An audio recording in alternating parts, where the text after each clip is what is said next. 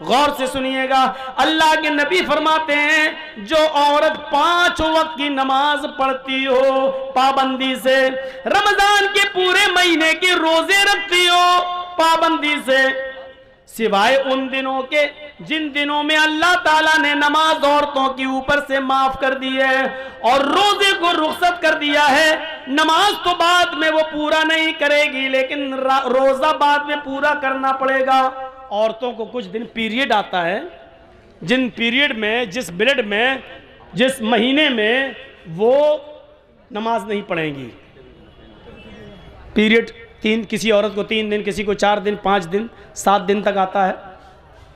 बहुत सी औरतें ऐसी भी होती हैं कि 15-15 दिन तक भी आ जाता है। तो मैं उस तरह नहीं, जितने दिन जो उसकी आदत है, 3 दिन, 4 दिन, 5 दिन, 6 दिन, आमतौर पे 4-5 दिन होता है। तो मेरे भाइयों, इतने दिन औरतें नमाज नहीं पढ़ेंगी, नमाज ही माफ़ है, जबकि नमाज किसी हाल में माफ़ नहीं है। लेकिन औरतों के ऊपर से उतने दिन की नमाज माफ़ है। ये बाद में जब वो पाक हो जाएंगी, नहा लेंगी, धो लेंगी, तो ये छूटी हुई नमाजें वो नहीं दोहराएंगी, उनको दोबारा नहीं पढ़ना है, जो छूट गई माफ़।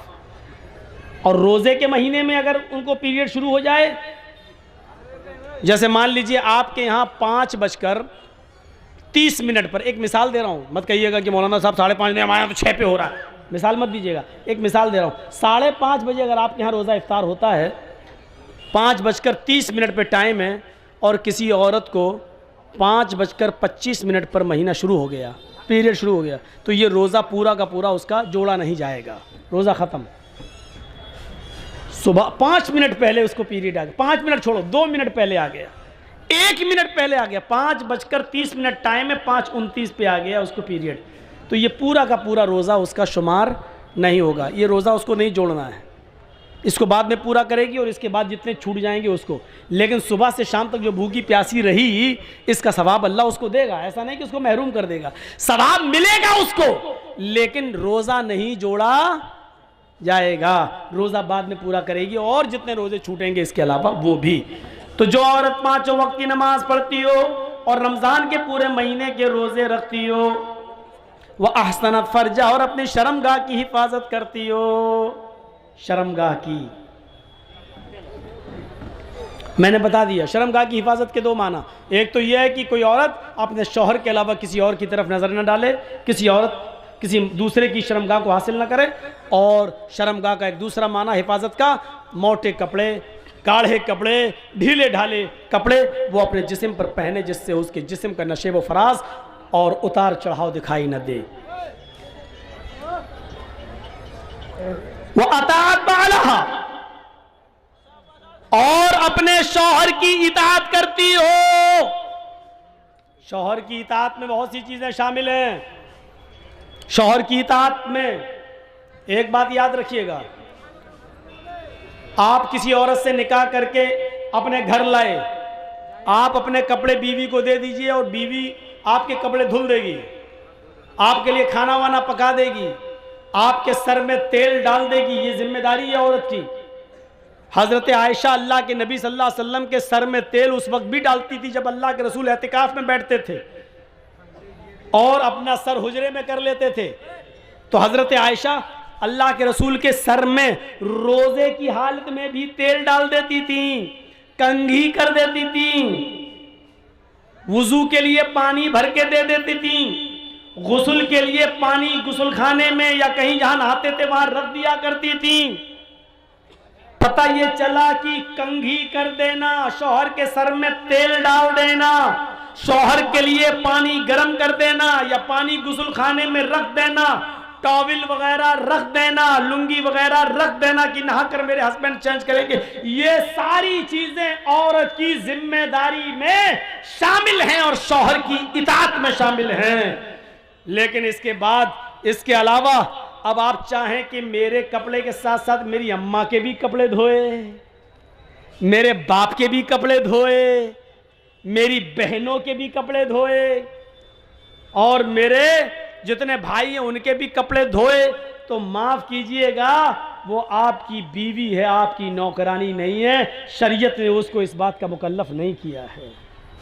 प्यार से चाहो तो कुछ भी काम ले लो औरत से, लेकिन अगर आप हुक्म चला कर लोगे तो सुन लो, शरीयत ने ससुर के कपड़े धोना औरत पर की जिम्मेदारी में शामिल नहीं किया है, सास के कपड़े धोना जिम्मेदारी में शामिल नहीं किया है। वो तुम्हारे बच्चे को दूध पिला देती है, ये भी बहुत बड़ी बात है। अगर वो चाहे तो तुमसे दूध पिलाने का पैसा भी ले सकती है। बेटा तुम्हारा, बच्चा तुम्हारा, हम दूध पिला रहे हैं तो हमें पैसा दो, इतना महीना दो, और आपको देना पड़ेगा। मौलाना साहब ये क्या मुसीबत खड़ी कर रहे हो, हमारी तो वैसे भी नहीं बनती अपनी बीवी से, तुम और कहते रहो, सुन के जाएगी तो कल। पूरा खर्चा अगर आप अपनी बीवी को नहीं देते हैं तो बीवी को इजाज़त है कि वो आपकी पैंट की जेब में से उतना ले सकती है जितने में उसका और उसके बच्चों का खर्चा चल सके। आपको बताए नहीं, इसको चोरी में शुमार नहीं किया जाएगा, वो चोर नहीं लिखी जाएगी। डरो मत। ये मसला जिस जगह मैंने बताया था ना, वहाँ मेरी भी बीवी गई हुई थी सुनने, दूसरे दिन मेरी जेब से 5,000 गायब हुए थे। कोई बड़ी बात नहीं, लेकिन औरतों में कमी होती है। इजाज़त दो 2 रुपए की तो निकाल लेती है 200 रुपये, और फिर हिसाब जुड़ा देंगे, इतने में तेल आया, इतने मसाला आया, इतने में चादर, इतने में तकिया, इतने में ये, वो सब हिसाब जुड़ा देंगे। और अभी भी आपसे कहेंगे अभी हुआ क्या, 2 रुपए की जगह 200 ले लिए, कहें अभी हुआ क्या, मेरी पाउंड्स नहीं आई, अभी फेयर एंड लवली बाकी है, अभी तो मेकअप का सामान बाकी है, वो और दो, हिसाब और जुड़ा देंगे। शौहरों की खिदमत और इताअत ये शामिल है, करेगी। आजकल तो तारीफ ही नहीं करती औरतें। शौहर कहते कितना अच्छा होगा, तुम क्या जानो, मैं भुगत रही हूं, मैं जानती हूँ कि तुम जानती हो। देखा ना, एक पीर साहब थे बेचारे, वो अपनी बीवी से बार बार कहते थे मैं पीर हूं, लोग कितनी इज्जत करते हैं मेरी। और उनकी बीवी कहती भाग, तेरे जैसे 336 पीर रोज देखती हूं मैं। बीवी पीर ही नहीं मान रही है। एक दिन बीवी ने पता नहीं हवा में किसी को उड़ते हुए देख लिया, कहता देखो पीर बने फिरते हैं। पीर तो वो था जो हवा में आज मैंने उड़ते हुए देखा। हवा में मुसल्ला था, हवा में मुसल्ले पे खड़ा था, हवा में नमाज पढ़ता हुआ जा रहा था। अब ये शौहर को चर्राया है, देखा तुमने, हवा में उड़ते हुए देखा, हाँ नमाज पढ़ रहा था ना, हाँ मुसल्ले पे खड़ा था ना, हाँ अरे वो मैं ही तो था। बीवी बोली है तुम थे, कहा हाँ मुझे डाउट हुआ, कुछ लग रहा था तुम थे। कहा क्या मतलब, कहा इसीलिए टेढ़े टेढ़े उड़ रहे थे, सीधे नहीं उड़ रहे थे। फिर कमी निकाल दी, जब सुना कि मेरा शौहर है तो कमी निकाल दी। पीर तो वो है जो आज उड़ रहा था, जब सुना वो मेरा ही आदमी है तो कहा हाँ टेढ़े टेढ़े उड़ रहे थे, कमी निकाल दी। ये हाल। एक पीर साहब को उसके मुरीद ने सपने में देखा। मुरीद ने, मेरे पीर साहब जन्नत में टहल रहे हैं, घूम रहे हैं, दूध की नहर, शहद की नहर, जन्नत की हूरों के बीच में बैठे हुए हैं। एक हूर अपनी तरफ खींच रही, दूसरी हूर अपनी तरफ, आओ आओ आओ मेरे पास आओ। आँख खुल गई, सुबह फजर की नमाज पढ़ी, फजर की नमाज पढ़ के जाने लगे, चलो अपने पीर साहब को खुशखबरी दें, कितने अच्छे हो, खुश नसीब हो, जन्नत में मैंने तुम्हें देखा। जैसे ही घर गए, दरवाज़ा खटखटाने से पहले देख रहे हैं कि दरवाजे के अंदर आवाज़ आ रही है, तड़ा तड़ तड़ा तड़ मारपीट की आवाज़ चल रही है। उनने ज़रा खिड़की के सांस से झांक के देखा तो क्या देखते हैं कि पीर साहब की बीवी झाड़ू से पीट रही है पीर को। ये बेचारा परेशान, मैंने तो कल ख्वाब में जन्नत में देखा, यहाँ तो बहुत बुरा हाल है हमारे पीर साहब का। अब वो जाने लगा, इतने में पीर साहब बाहर निकले, कहते ए इधर आओ भाई। वो आया, भाई कैसे आए थे, कहा कुछ नहीं मैं जा रहा हूँ यार, जिस काम से आए थे वो काम हुआ ही नहीं मेरा, जा रहा हूँ मैं। नहीं तुम्हें बताना पड़ेगा, किसी काम से आए थे। अरे वो काम आपके बस का नहीं है, मुझे जाने दीजिए भाई। कहा नहीं आप काम बताओ, मैं पीर हूँ, मेरे बस का काम नहीं है। कहा अरे भाई नहीं है यार आपके बस का। कहा बता रहे हो कि नहीं बता रहे हो। कहा कि आप मजबूर कर रहे हैं तो सुनो, कल मैंने रात में ख्वाब में देखा आपको कि आप जन्नत में घूम रहे हैं, जन्नत में टहल रहे हैं, तरह तरह की नियामतें आपके पास मौजूद हैं, और जन्नत की 70 हूरों के बीच में आप बैठे हैं, वो खींच रही पहले मेरे पास, वो खींच रही मेरे पास। ये नक्शा देखकर मुझे रश्क आ गया, मैं आपको मुबारकबाद देने आया कि चलो अपने पीर को खुशखबरी सुनाऊं। तो देख रहा हूं कि क्या खुशखबरी सुनाऊं, जो जन्नत में कल आराम से टहल रहा था वो बीवी के हाथ से पिट रहा है, यहां पर स्वागत हो रहा है चप्पल झाड़ू से। पीर साहब बोले मेरे भाई तूने जन्नत में जो देखा है कल रात में ख्वाब में, वो बिल्कुल ठीक देखा है, वो मैं ही था। आप थे, अब भी बोल रहा मैं था, खास थे तुम तो घर में पिट रहे। पीर साहब ने कहा पिट रहे ना, तुम्हें यह नहीं मालूम कि अल्लाह ने मुझे जन्नत दी क्यों है? तुमने जो रात में जो जन्नत देखी है, जन्नत में मुझे देखा है, वो सही देखा, लेकिन अल्लाह ताला ने जन्नत हमें दी कैसे वो तो पता लगाओ। कहा कैसे? कहा मैं, तुम तो आज देखे हो, मैं तो 18 साल से अपनी बीवी की झाड़ू से रोज पिटता हूं, रोज पिट रहा हूं, और अपनी बीवी की मार खाने पर जो हमने सब्र किया है, अल्लाह ने सब्र के बदले में हमें जन्नत दी है। मुरीद कहता है अच्छा अच्छा ठीक है भाई साहब, आप सब्र ही करते रहिए, जन्नत में जाइए, एक औरत से पिटिए, 70 औरत हूरें तुम्हें मिलेंगी, मैं जा रहा हूँ। तो ये औरतों का मैं ये वाक़या बता रहा हूँ, ये वाक़या हकीकत में लिखा हुआ है किताब में, हालांकि फ़र्ज़ी होगा, जिसने भी लिखा है उसने कोई हवाला तो दिया नहीं है, लेकिन मैं ये बताना चाहता हूँ, उसने सिर्फ औरतों के बारे में बताना चाहा कि औरतें आज शौहरों पर इतना जुल्म करती हैं, इतना ये बताना चाह रहा था वो। लेकिन मुझे मालूम है कि फ़र्ज़ी होगा, क्योंकि बीवी से ज़्यादा ये, लेकिन ये सच्चाई है कि बीवी से ज़्यादा शौहर के हालात कोई नहीं जानता। आपकी कमज़ोरी क्या आपकी बीवी जानती होगी। एक बार कोई थे बेचारे, उन्हीं के नाम पे पूरी बरेलवियत का नाम रखा हुआ है, बरेली के एक मस्जिद में तकरीर कर रहे थे वो, और तकरीर करते करते भूल गए। तो अब बड़ी बदनामी होगी, इतने बड़े मौलाना भूल कैसे गए? तो ऐसे कहने लगे, चल हट, दूर दूर हट दूर। अब तकरीर ख़त्म करने के बाद जब हटे तो लोगों ने पूछा ये क्या हो गया था मौलाना साहब हजरत? वो बोले साहब खाने काबा में कुत्ता घुस गया था, उसको भगा रहा था। बैठे बरेली में, और कुत्ता कहाँ का भगा रहे हैं? खाने काबा का। बीवी भी जलसा सुनने आई थी। अच्छा, दूर की नज़र बड़ी तेज़ है, बरेली में बैठे बैठे कुत्ता दिखाई दे रहा खाने काबा का, जबकि खाने काबा में मक्का मदीना में कुत्ता घुस नहीं सकता, और इनको दिखाई दे रहा है। ठीक है, इशा के बाद खाना तो घर ही पे खाओगे, भूख लगी है खाना लाओ। बीवी ने गोश्त का शोरबा नीचे डाल दिया प्लेट में, ऊपर से सूखे चावल डाल दिए, दस्तरखान पे रख दिया, लो खाओ, मैं पानी लेके आ रही हूँ। जब तक पानी लेके आई देखा ये बैठे हुए हैं। कहा रे तुमने शुरू नहीं किया खाना रखा? मैं खाना रख दी। ए पागल है क्या, सादा चावल खाएंगे? वाइट चावल ला के रख दिए सादा सादा। अरे इसमें डालने के लिए कुछ तो लाओ। आपको मालूम नहीं है? का क्या मालूम? ओह, अभी तो 1-2 घंटे पहले मगरिब के बाद अभी तो कुत्ता भगा रहे थे खाने काबा का, इतने दूर का कुत्ता दिखाई दे रहा था, और इस चावल के नीचे गोश्त और शोरबा मैंने पहले डाल दिया, वो दिख ही नहीं रहा तुम्हें? कुत्ता दिखाई दे रहा है, चावल का शोरबा नहीं दिखाई दे रहा जो नीचे डाला। पगड़ी हटाई हजरत ने, खो जाते घर का भेदी लंका ढाए। मेरी बीवी यहाँ कह दिया बाहर मत कह देना, वरना लोगों का भरोसा उड़ जाएगा मेरे ऊपर से। ये लोग हैं, इतने नजदीक का इल्म नहीं, और खाने काबा का कुत्ता इनको दिखाई दे रहा है। तो ये चीजें होती हैं, बीवी शौहर की अकल भी ठीक कर देती है। तो 4 चीजें बताई हैं, 5 वक्त की नमाज पढ़ती हो, रमजान के रोजे रखती हो, अपनी शर्मगाह की हिफाजत करती हो, और शौहर की इताअत करती हो। ये 4 काम जो औरत कर ले, फल तदखुल मिन अब्वाबिल जन्नति शात, ऐसी औरत जन्नत के जिस दरवाजे से दाखिल होना चाहे हो जाएगी। उसके लिए जन्नत के 8 दरवाजे खुले हुए होंगे। ऐ अल्लाह की बंदी, तू जिस दरवाजे से जाना चाहे चली जा। ये औरत के लिए जन्नत में जाने का रास्ता। मेरी माँ बहनों, एक और रास्ता तुम्हें देता हूं जन्नत में जाने का, लीजिए।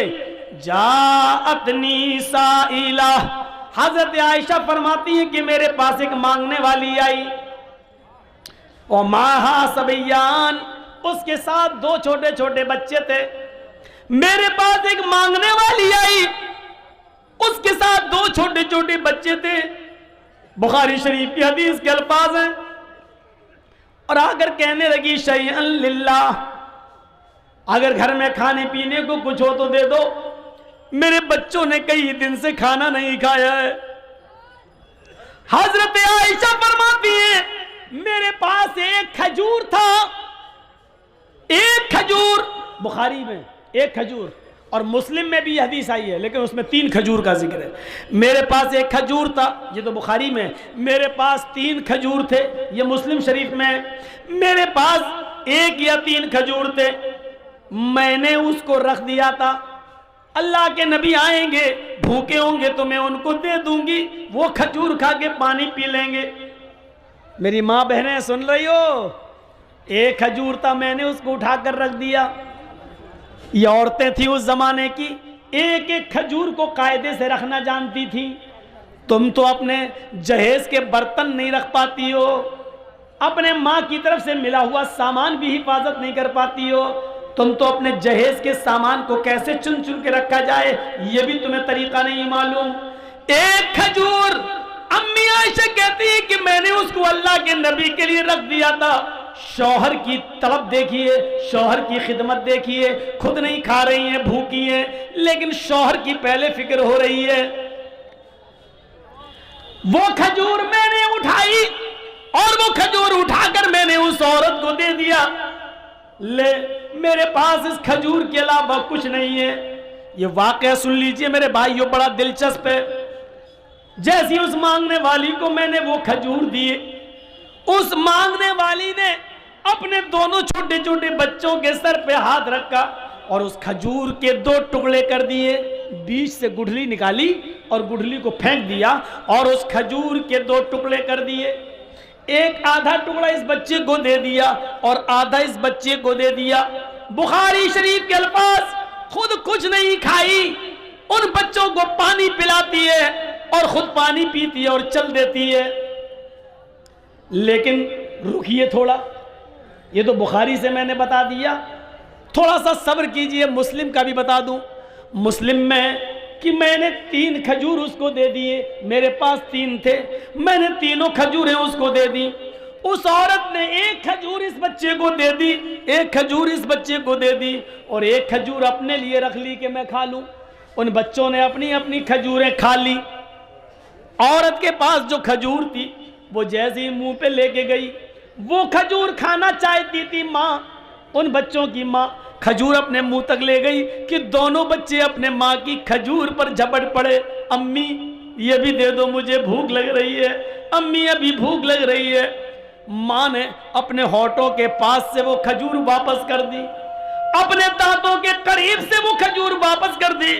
उसको अपने बच्चों पर रहम आ गया और उसने अपनी खजूर के 2 टुकड़े कर दिए, आधा टुकड़ा इस बच्चे को दे दिया और आधा इसको, यानी हर एक को 1.5 मिल गया।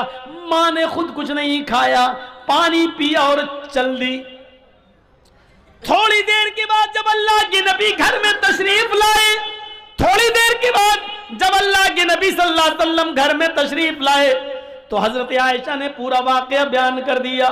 अल्लाह के नबी ने कहा, आयशा क्या उस औरत को तुमने अपनी आंखों से देखा है?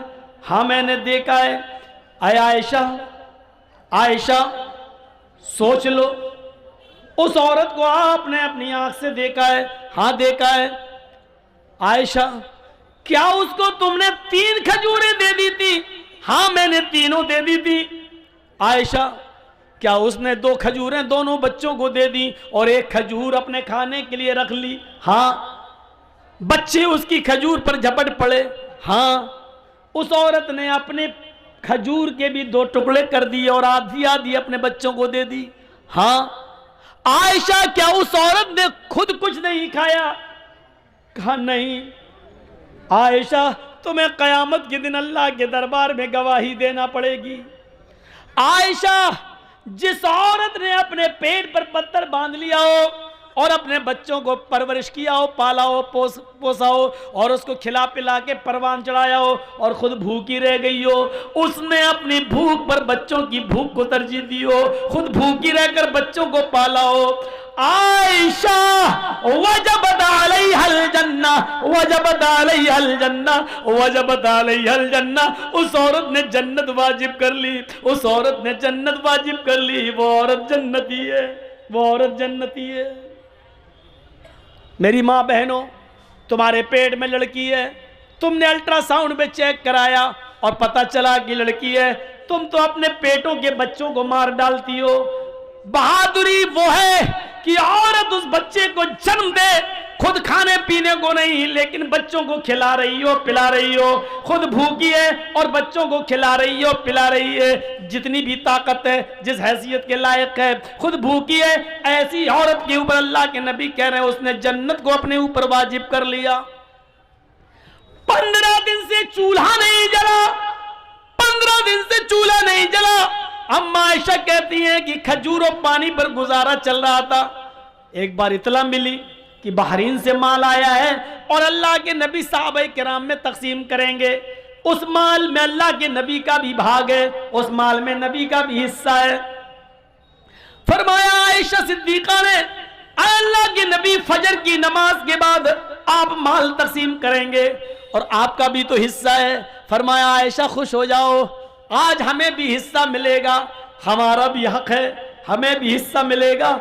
आज चूल्हा संभाल लो, लकड़ियां रख लो चूल्हे में, आज हमारे घर में भी गोश्त पकेगा। 15 दिन से चूल्हा नहीं जला, आज हमारे इधर भी अच्छा खाना बनेगा। हजरत आयशा फरमाती है कि इधर अल्लाह के नबी फजर की नमाज पढ़ाने के लिए घर से बाहर निकलते हैं, हुजरे में जाते हैं, और इधर मैंने फजर की नमाज पढ़ने के बाद चूल्हा संभाल लिया, उसको पोत लिया और उसमें लकड़ियां रख दी कि अल्लाह के नबी जब अपना हिस्सा लेकर आएंगे तो आज मेरे घर में भी चूल्हा जलेगा। तकरीबन आज के टाइम के लिहाज से 10 या 11 बजे के आसपास इतना माल आया था बहरीन से कि वो माल तकसीम करते करते साहबा किराम को देते देते सुबह हो गई, 9-10 बज गए, चाश्त का इशराक का वक्त हो गया, 11 बजे के आसपास का टाइम हो गया। सबके हिस्से दे दिए। अल्लाह के नबी को भी 2 थैले भर भर के मिल गए। एक आपने इस हाथ से पकड़ा, दूसरा थैला आपने दूसरे हाथ में लिया। आपने अपने दोनों थैलों को उठाया और लेके चल दिए। आप जैसे ही चले निकले, अल्लाह के नबी सल्लल्लाहु अलैहि वसल्लम अपने घर की तरफ रवा दवा हैं, जा रहे हैं। घर आने ही वाला है कि अचानक 2 छोटे छोटे मासूम बच्चों ने मोहम्मदुर रसूलुल्लाह का हाथ पकड़ लिया। दाएं देखा तो 7 साल का बच्चा, बाएं देखा तो 9 साल का बच्चा। दाएं देखा उसने ये थैला पकड़ लिया, बाएं देखा तो उसने दूसरा थैला पकड़ लिया। दाएं नजर डाली, 7 साल का बच्चा कहता है अल्लाह के नबी मेरे बाप नहीं है, इंतकाल हो गया है और मेरी माँ ने दूसरी शादी कर ली है। मेरा दूसरा बाप आया, वो मुझे अपना बेटा नहीं मानता है। आज 7-8 दिन हो गए, मेरी माँ ने और मेरे बाप ने मुझे रोटी का एक लुकमा नहीं दिया। आपने बाएं नजर डाली तो 9 साल का बच्चा कहता है अल्लाह के रसूल मेरे बाप है लेकिन मेरी माँ नहीं है। मेरे बाप ने दूसरी शादी कर ली, मेरी दूसरी जो माँ आई वो मुझे अपना बेटा नहीं मानती है। एक की माँ नहीं है, एक का बाप नहीं है। एक कह रहा अल्लाह के रसूल मेरे बाप नहीं है, माँ ने दूसरी शादी कर ली, जो आदमी मेरे घर में आया वो बेटा नहीं मानता। दूसरा कहता अल्लाह के रसूल मेरी माँ नहीं है, मेरा बाप है, मेरे बाप ने दूसरी शादी कर ली, मेरी जो दूसरी अम्मी आई वो मुझे अपना बेटा नहीं मानती, मेरे घर में भी 7-8 दिन से चूल्हा नहीं जला। अल्लाह के रसूल के आंखों में आंसू आ गए, ज़ारो कितार रोने लगे। दाएं देखते हैं 7 साल, बाएं देखते हैं 9 साल। आपने ये थैला इस बच्चे को दे दिया, दूसरा थैला आपने दूसरे बच्चे को दे दिया, जाओ ले जाओ। अल्लाह के नबी सल्लल्लाहु अलैहि वसल्लम उन दोनों यतीम बच्चों को घूर घूर कर देखने लगे और वो थैला ले जाकर बड़े खुश थे। एक थैला दूसरा थैला दूसरा बच्चा लेके जा रहे हैं और अल्लाह के रसूल इस तरह अपने गाल पर हाथ रखकर देख रहे हैं इन यतीम बच्चों को, और उस वक्त तक देखते रहे, उस वक्त तक नजर डालते रहे जब तक कि ये बच्चे खुद ही नबी की आंखों से ओझल नहीं हो गए, नबी अकरम की आंखों से गायब नहीं हो गए। इस हाल में अल्लाह के नबी फिर दरवाजे को दस्तक देते हैं। हजरत आयशा दौड़ती हुई आती हैं, अल्लाह के नबी अपना हिस्सा लेकर आ रहे होंगे, दरवाजा खोलती हैं। अल्लाह के नबी ने कहा अस्सलामु अलैकुम। अम्मी आयशा कहती है वालेकुम अस्सलाम, अंदर आइए। अंदर जाते अल्लाह के नबी तो क्या देखती हैं अम्मा आयशा, जिस खाली हाथ से आप गए थे उसी तरह खाली हाथ लौट आए हैं। आपके हाथ में कोई थैला नहीं, कोई सब्जी नहीं, कोई गोश्त नहीं, कोई आटा नहीं, चावल नहीं, दाल नहीं, कुछ नहीं है नबी अकरम के हाथ में। कहने लगी, अय अल्लाह के रसूल, आपने कहा था चूल्हा संभाल लो, संभाल लिया। अय अल्लाह के नबी, आपने कहा था आज मेरे घर में भी चूल्हा जलेगा, मैंने चूल्हे को जलाने का इंतजाम कर लिया, लेकिन आपको देखती हूँ खाली हाथ गए थे और खाली हाथ वापस आ गए। आपने नजरें पलटी, हाँ आयशा सच है, आज मुझे भी 2 थैले मिले थे, मैं अपना हिस्सा लेकर आ रहा था, लेकिन आयशा घर के दरवाजे के बाहर 2 यतीम बच्चों ने मेरा रास्ता रोक लिया। एक की उम्र 7 साल, दूसरे की उम्र 9 साल। आयशा, एक की मां नहीं, एक का बाप नहीं। आयशा, एक का बाप सोतेला, दूसरे की मां सोतेली। उधर बाप बेटा मानने के लिए तैयार नहीं, उधर सोतेली मां बेटा मानने के लिए तैयार नहीं। और यतीम बच्चों का पेट उनकी पीठ से चिपक रहा था, भूख की हालत में उनको निढाल कर लिया था। और उन्होंने जब मुझसे कुछ मांगा तो मैंने दोनों थैले एक एक दोनों को दे दिया। अम्मी आयशा कहती हैं, आपने कभी कुछ गलत किया ही कहा है जो आज करेंगे? अच्छा किया, दे दिया। लेकिन मैं ये नहीं कह रही हूं कि आपने गलत किया, अच्छा किया दिया, लेकिन अल्लाह के रसूल 2 मुट्ठी इस थैले में से निकाल लेते और 2 मुट्ठी अनाज इस थैले में से निकाल लेते, मैं चक्की पर पीस देती, आज घर का गुजर बसर चल जाता। 1 रोटी आप खा लेते, 1 रोटी मैं खा लेती। अल्लाह के नबी, इतना तो आप निकाल सकते थे। फरमाया, आयशा तुम सही कह रही हो, इतना मैं निकाल सकता था, मैंने सोचा भी था कि 2 मुट्ठी इसमें से निकाल लूं, 2 मुट्ठी इसमें से निकाल लूं, लेकिन आयशा जब उन यतीम बच्चों के चेहरों पे नजर पड़ी तो मेरी हिम्मत को, मेरे दिल को गवारा ना हुआ कि इन यतीम बच्चों का कोई हक मारूं। मैंने दोनों को दे दिया। आयशा, यतीमी हमने देखी है, तुमने नहीं देखी। इन जुमलों पे गौर करो। आयशा, यतीमी मैंने देखी है, तुमने नहीं देखी। तुम्हारे तो बाप अभी भी जिंदा हैं, तुम्हारी माँ तो अभी भी जिंदा है, तुम यतीम नहीं हो। यतीमी का दर्द मैंने देखा है। आयशा, यतीमों की कंडीशन मुझसे ज्यादा कौन जानता होगा? आयशा, मैं जब पैदा हुआ, पैदा होने से 2 महीने पहले मैंने बाप को खो दिया। मेरा बाप मेरे पैदा होने से 2 महीने पहले ही मुझे छोड़ के चला गया। मैं पैदा हुआ तो यतीम बनकर दुनिया में मैंने आंखें खोली तो यतीमी की हालत में, मेरे बाप इस दुनिया में मौजूद नहीं थे। और जब मेरी उम्र 6 साल की हुई, मेरी माँ मुझे अपनी माँ यानी नानी के घर लेके गई। जब मैं मदीना से यसरफ से लौट के आ रहा था, 6 साल की उम्र थी, तो मकामे अबुआ पर मेरी माँ पहुंची, जो मक्के आ रही थी रास्ते में। मकामे अबुआ पर पहुंची और कहती है, बेटे तुम बार बार अब्बू को पूछते हो, अब्बू अब्बू, सबके अब्बू है, मेरे अब्बू कहाँ हैं? आओ आज मैं तुम्हें तुम्हारे अब्बू को दिखाती हूं। मेरी मां मुझे मेरे बाप की कब्र पर ले गई। आया आयशा, अपनी आंखों से मुझे मेरे बाप की कब्र दिखाई और खुद फूट फूट के रोने लगी। मैं भी अपने बाप की कब्र को खोद नहीं सकता था, उसका चेहरा नहीं देख सकता था। मैं अपने बाप की जुदाई में रो रहा था। पीछे पलट के देखता हूं तो मेरी मां बेहोश पड़ी है। जब मैं अपने मां के सीने पर बैठ गया, उठाने लगा अम्मी अम्मी, तो मेरी मां उठने की पोजीशन में नहीं थी। मेरी मां की रूह कब से उस शरीर से परवाज हो चुकी थी। जहां बाप की कब्र देख रहा हूं और उसी जगह मैंने अपनी मां को भी खो दिया हो। आयशा, 6 साल की उम्र में मेरी मां भी मुझे छोड़ के चली गई। जब मैं 8 साल का हुआ तो मेरा दादा भी मुझे छोड़ के चला गया। यतीमी हमने देखी है, तुमने नहीं देखी। आयशा, तुम क्या जानो यतीमी का दर्द क्या होता है। आज उन दोनों बच्चों को मैंने थैला दे दिया है। उसके बाद कहते हैं, अभी मेरी गुफ्तगू हो ही रही थी, इतने में जोहर की नमाज का वक्त हो जाता है। अल्लाह के नबी मस्जिद में जाते हैं, ज़ोहर की नमाज पढ़ाते हैं, नमाज पढ़ाने के बाद उन 2 यतीम बच्चों की कंडीशन लोगों को बताते हैं जिनको आपने अपना हिस्सा दे दिया था। यतीमों के हुकूक बताते हैं, यतीमों के फजाइल बताते हैं, यतीमों की परवरिश का ऐलान करते हैं। और फिर आपने इतना ज्यादा ऐलान कर दिया, इतना ऐलान कर दिया उसी मस्जिद के अंदर, फरमाया यतीमों को खिलाने वालों, यतीमों को पिलाने वालों, अना व काफिलुल यतीमी फिल जन्नती कहातैन, अना व काफिलुल यतीमी फिल जन्नती कहातैन।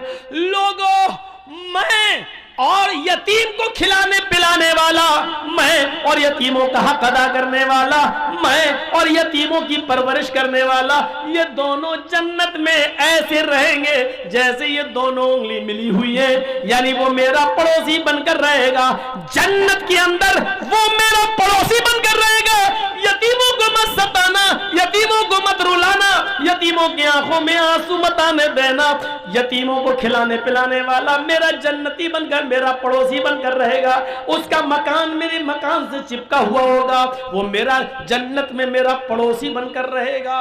मेरे प्यारे साथियों, मैंने जन्नत का लफ्ज लाकर ये बताना चाहा कि यतीमों को खिलाने पिलाने वाला भी जन्नत में जाएगा। ये जन्नत में जाने वाले रास्ते मैंने आपके सामने बताए हैं, ये जन्नत में जाने वाले रास्ते हैं।